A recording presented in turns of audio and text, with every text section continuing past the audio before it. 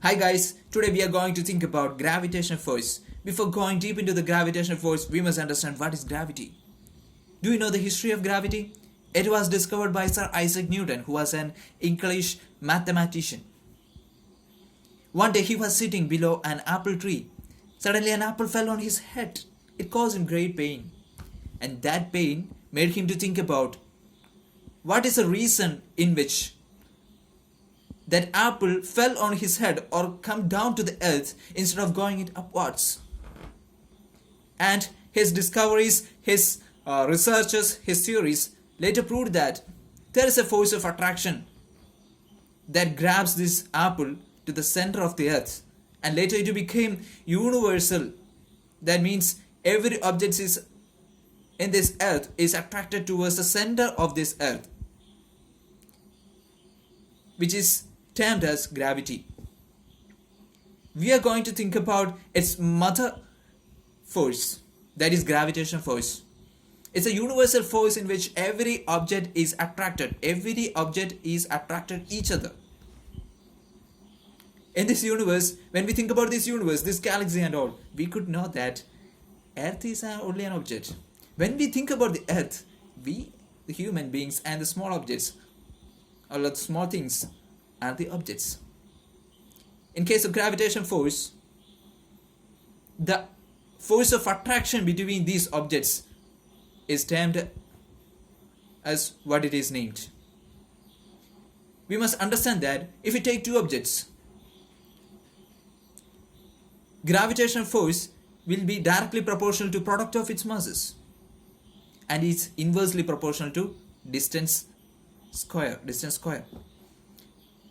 What is the meaning of that? If we increase the distance of the distance between two objects, then the gravitational force will gradually decrease. Same like magnets, we can feel it, exactly feel it in magnets.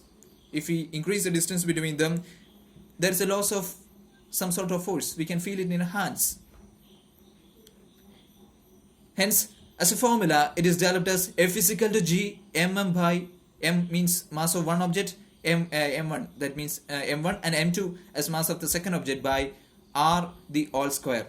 Then you may think that what is G? G is the universal gravitational constant, and its value is 6.67 into 10 raised to minus 11 Newton meter square per kilogram square. You could feel its minuteness. It's only into 10 raised to minus 11 Newton meter square per kilogram square, kilometer square. That means that it's very minute, absolutely negligible, but it is not zero. Okay. The things that we must understand about gravitational force is that it happens irrespective of any medium. It can happen everywhere.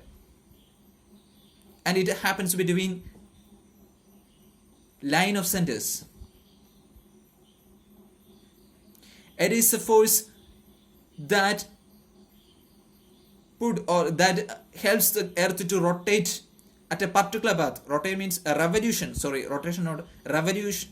Have a revolution around the sun in a circular path, in a fixed circular path.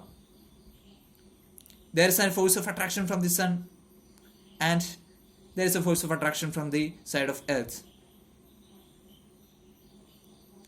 And there is a neutrality between them caused because of the rotation of this earth, and hence it maintains a certain path. I think you all may familiar with the movies and all. You could see that in the space there is no gravity, and they could not stand. They are just floating. The reason by which we are just standing is only because of the effect of gravity. Sometimes we may feel some doubts. Why if there is some attractive forces, why some heavy objects could not attract other objects, other small objects? It's only because we can just think about the formula and just think about this universal law. It's only because their gravity is more. Anyway, when we stand here, any objects on this earth, in case of any objects in this earth, the gravity will be very huge, because the mass of the earth is very high. Just substitute the values. F is equal to G m1. Let the mass be me. then the M2 is Earth, and the distance is very short. Yeah. In case of just think about a paper or something. Even though it is sitting, it is in the nearby, it is near to me, I cannot attract it. I cannot grab it without any presence of any physical, without any physical presence. It's only because of their gravity is so high. So friends, understand what is gravity and gravitational force, its advantages, and the concept. Thank you, and have a nice day.